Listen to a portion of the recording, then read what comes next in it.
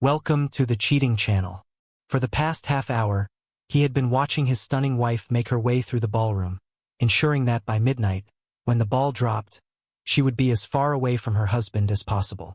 Surrounded by wealthy, self-satisfied peers, she would be passed around like a platter of hors d'oeuvres, kissed and caressed by every executive from his workplace, and with particular fondness by his wealthy-from-birth imbecile boss. He knew this because the company's New Year's party had played out exactly like this for the past 2 years. The first year, he accepted it, blaming everything on the excessive amount of champagne. But last year, the trumpets had sounded too loudly, and he had begun making preparations. Feeling a tug on his coat, he turned to face Deidre, Josephine's best friend and accomplice.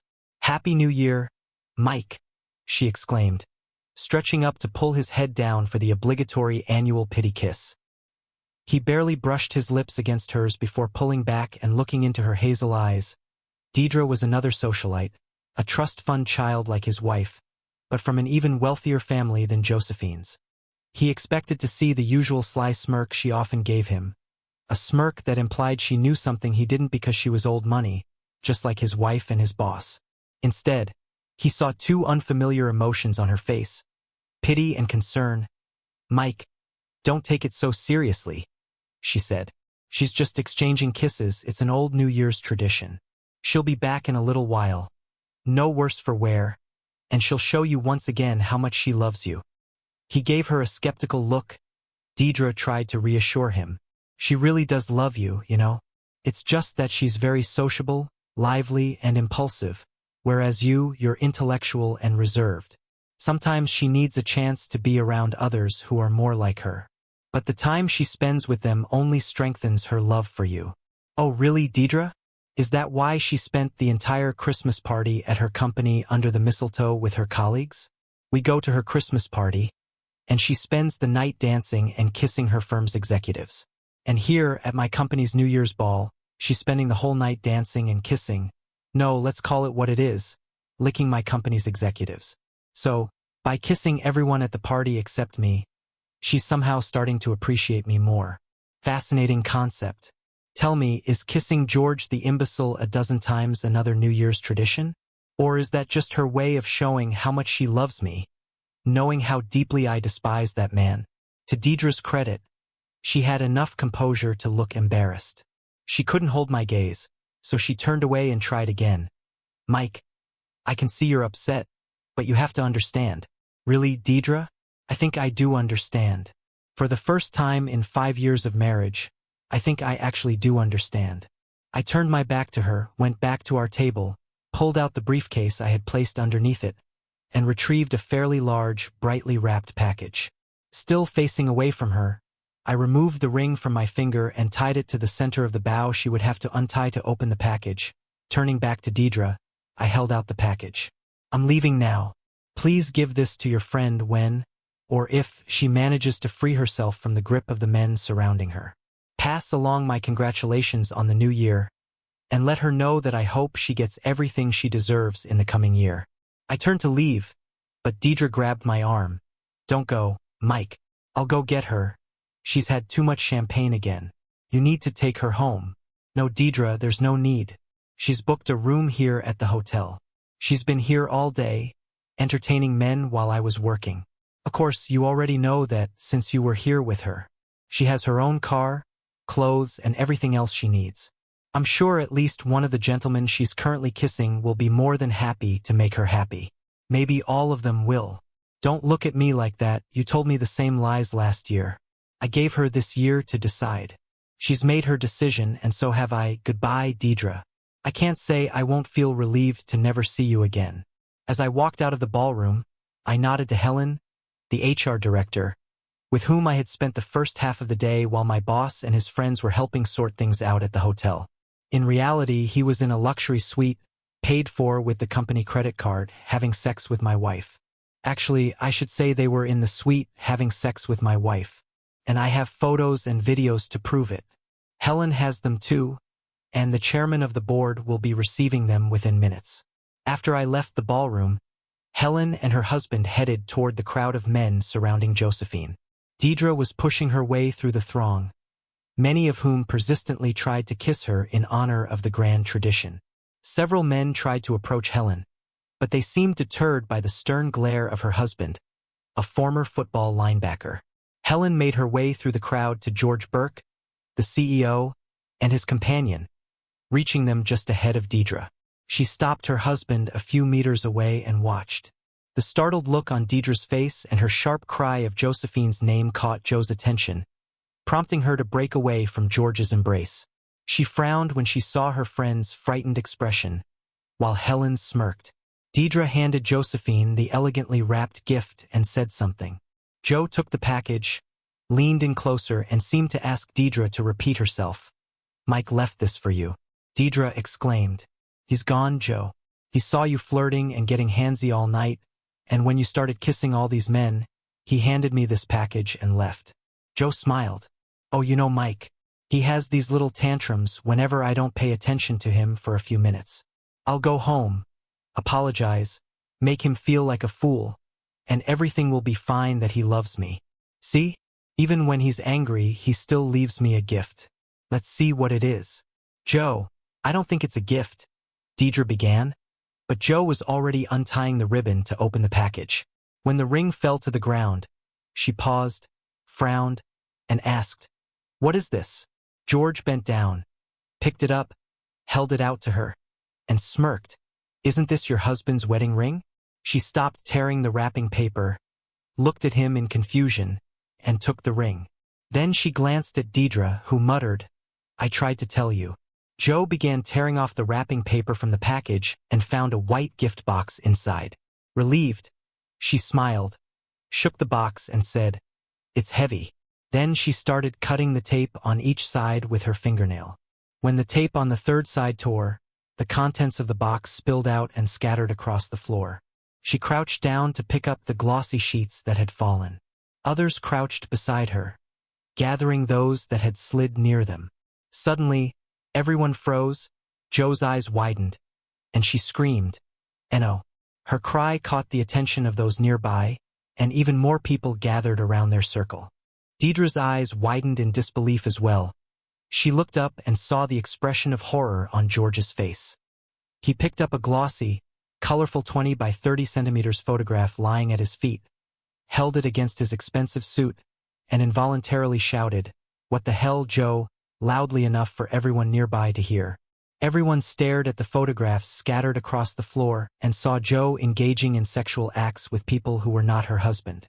There were numerous photos of Joe and George, as well as Joe with other executives from Mike's company, colleagues, and Joe's own bosses. While they didn't cover every position from the Kama Sutra, Mike had done a thorough job selecting photos that proved Josephine was open to all kinds of sex, with men, women, or toys, in any combination and with any number of participants. Confronted with the photographic evidence of her sexual escapades, Joe fainted. She collapsed backward, and only George's quickly extended foot prevented her head from striking the tiled floor and likely suffering a concussion. Dedrick dropped to her knees beside Joe, lifted her head, lightly slapped her face, and frantically shouted, "Joe! Joe! Are you okay, Joe? Talk to me, Joe, are you all right?" While both women lay on the floor, others began picking up the photographs and examining them. One woman turned around and slapped her husband with all her strength as he stared down at a photo he was holding. "You cheating bastard! No wonder you don't have any energy left for me." He stared at her in stunned silence until she swung her handbag and struck him directly in the right eye. Clutching his eye, he screamed in pain, then collapsed to the floor when she kicked him in the groin with her sharp-toed shoe. The woman knelt down and began methodically sorting through the photographs scattered across the floor. She paused, looked up, and announced, "Those of you married to the management of Taylor and Sons might want to pick up some of these photographs and take a closer look. There are photos of other husbands here, too, having sex with these adulteresses. If you'd like to save on divorce lawyer fees, call me, and I'll try to arrange a group rate." 9 other women dropped to their knees and started examining the photographs, while the men began backing away. "There are flash drives here, too," one of the women announced loudly. "No telling what's on them." "You filthy bastard," a stunning blonde shouted at a well-dressed older man. "Remember our prenup? You're bankrupt, you scumbag." "Baby, I'm sorry. It didn't mean anything. She kept coming on to me, and eventually I gave in, but it was only once, and she wasn't even as good as you, and... You lying bastard, the blonde screamed, shoving 2 more photos in his face. The blonde got up from the floor, murder in her eyes, and stormed toward him, waving the photos and swearing up a storm. He stumbled backward, then turned and bolted out of the room. Another woman was sobbing, clutching her chest with one hand and waving a photo in the other. Her husband, face buried in his hands, was crying too. That a man held up a photo, displaying it to the elegant woman standing before him, and shouted, "What the hell is this? You, an adulteress, kept telling me I'd never get a threesome because you'd never be with another woman." She turned beet red, spun around, and staggered away on her 10-centimeter heels. Another woman picked 6 photos from the pile and, walking to the center of the ballroom, began calling out names. A confused woman stopped her, took a photo, stared at it, and with murder written all over her face, turned to her husband. He began backing away as she charged toward him, brandishing the photograph.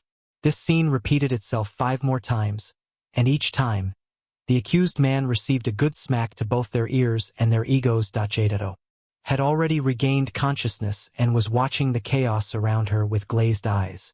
A man in an expensive tuxedo knelt down beside her and asked, "Are you all right?"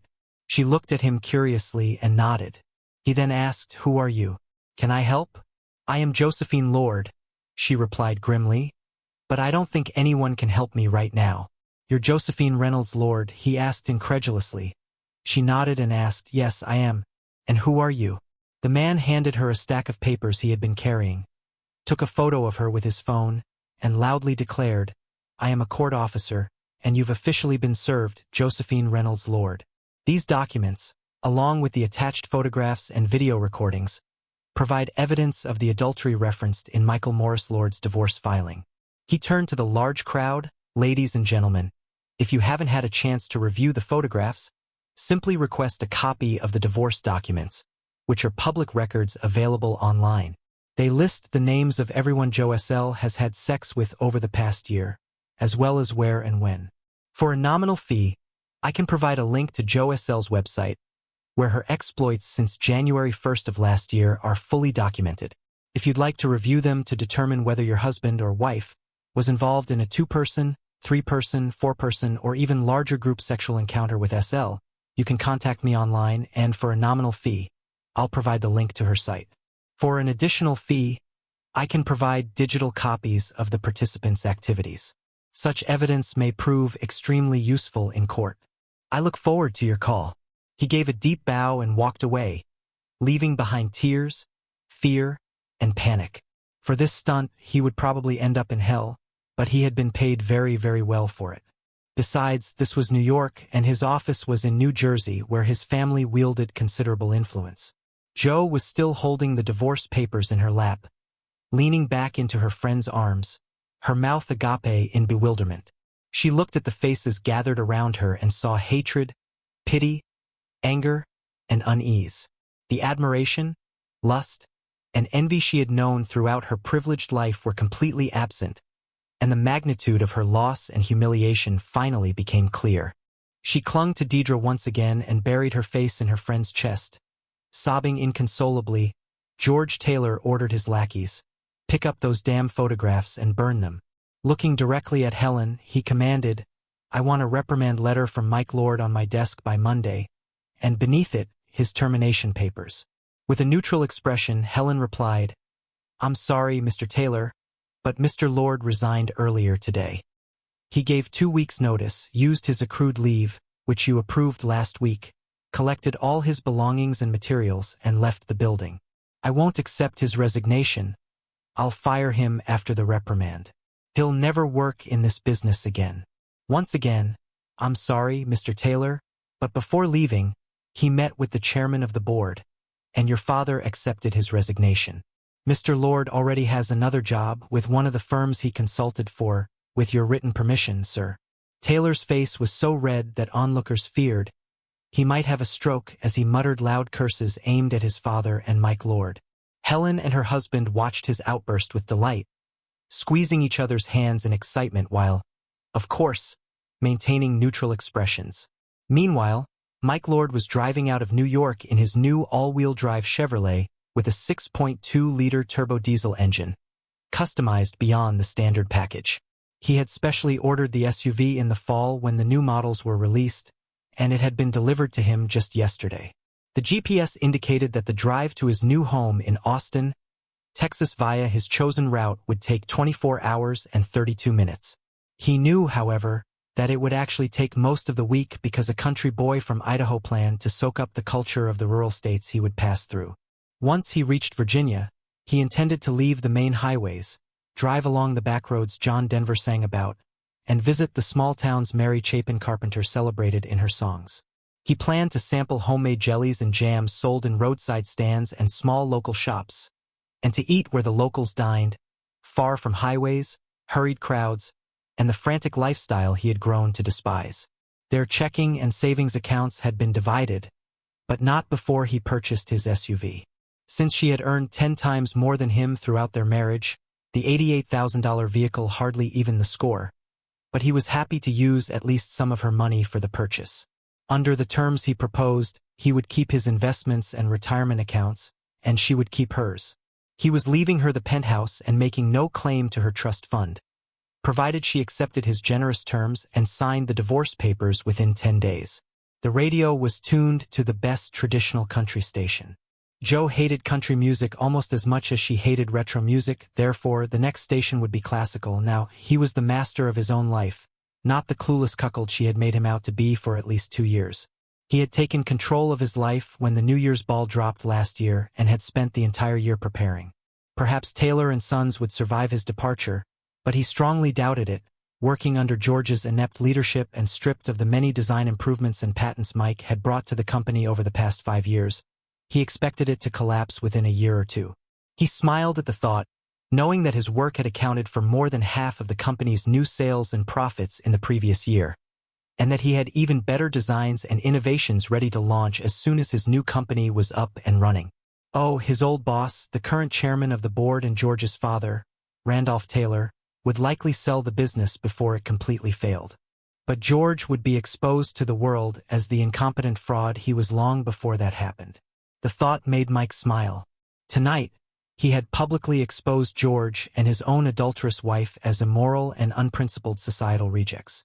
Over the next year, he would reveal George's ineptitude as a businessman when his new company crushed the old one like a bug smeared across a windshield. The thought of it made him smile again. He wouldn't have minded being a fly on the wall to witness Josephine's parents learning about his stunt at the ball.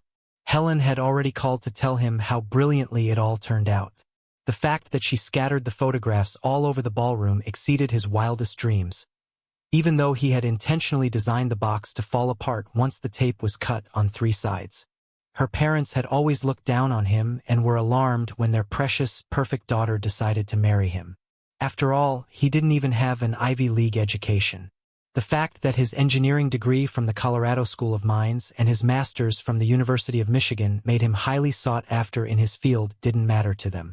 Better a liberal arts degree from Brown than such a mediocre pedigree. He smiled, thinking about the destruction he had caused, and the destruction he was yet to cause. Deidre and her husband Albert drove Josephine home. As soon as they entered the house and she looked around, Jo started sobbing again. On the way home, she had been rehearsing what she would say to Mike. She planned to explain that her affairs meant nothing to her and didn't harm their marriage. They were just a break, or an attempt to influence decisions that affected her and Mike, to make their life better. Recreational sex only helped them, she had planned to argue. Brought her back under control when she felt out of sorts, and she had learned things she used to please her husband and spice up their love life that it sounded ridiculous even to her, and she knew Mike wouldn't buy it. The truth was, he had always been a firm believer in their marriage vows. Even talking about partner swapping or role-playing with others enraged him. So why did she think he'd fall for the nonsense she was about to pitch? Deep down, she knew her marriage was already over. But stepping into their apartment and seeing that all his belongings were gone, she realized she had dug the hole she now found herself in. She sank to the floor, crying bitterly and cursing her own arrogance. She had no prepared explanation for her actions because she never believed she would be caught. And even if she were, she thought she could convince her sweet, naive husband to forgive her. For 3 years, she had been successful, but tonight, he had burned her marriage and her reputation to the ground. The week passed quickly for Mike. He had cloned his SIM card before tossing the old one into the dirty city snow, allowing him to initiate contact if necessary, while ensuring no one could interrupt his journey through the Old South to his new home in Texas. The automated emails he had scheduled were sent out throughout the week. One by one, spouses received personalized messages with attachments, and marriage after marriage went up in flames. The thought of this outcome brought a smile to Mike's face. The email to Deidre's husband had been sent yesterday. Thinking about AL's likely response made Mike grin widely. Jo was responsible for her own actions, but Deidre's tales of the pleasure she derived from being an adulteress, and her persuasive encouragement for her friend to share the joy by spreading her legs, had certainly influenced Jo's decisions. It was now the 4th day, and back in New York, Deidre and Jo sat on the couch in their apartment, now their apartment, since AL had kicked Deidre out after receiving the email and watching the video. The video included 5 clips of sexual encounters and an enlightening conversation between Jo and Deidre in which they described their conquests and pleasures, listed their lovers by name, and occasionally laughed at their clueless husbands. Albert had forwarded copies of that conversation to the wives of the named men, at least the ones he knew, and he knew most of them. The fire was spreading, and Albert smiled as he watched it burn. George wasn't faring any better. His father had fired him and disinherited him. In fact, he had terminated all the senior executives responsible for tarnishing the company's reputation due to their actions. He had taken over as acting CEO while the new vice president of talent acquisition and development, Helen, recruited top managers from around the world. Mike passed the exit from Martin Luther King Boulevard and prepared to turn onto Cesar Chavez Street. Driving past the Austin Convention Center, he saw Lady Bird Lake to his left, crossed Congress Avenue, and arrived at the exclusive high-rise apartment building provided by his new company. The rent was paid for 6 months, giving him time to find a home with trees and a lawn he had always dreamed of. Once he got settled, he planned to buy a dog and start looking for a new partner, someone reliable, who would enjoy building a home for him and their future children. His new business partners had already planned a barbecue where they would introduce him as recently divorced, promising plenty of suitable women would be in attendance. Meanwhile, back in New York, the fire continued to spread. Exposed spouses were throwing others under the bus, and betrayed partners were sharing what they knew about other betrayed partners. Helen kept Mike updated on the events that he watched the ever-growing flames of the massive New York scandal he had ignited and smiled. The more he heard, the happier he was to have moved to Texas. Thank you for listening until the end. See you in the next episode of Cheating Secrets. Take care of yourself and your loved ones. Goodbye.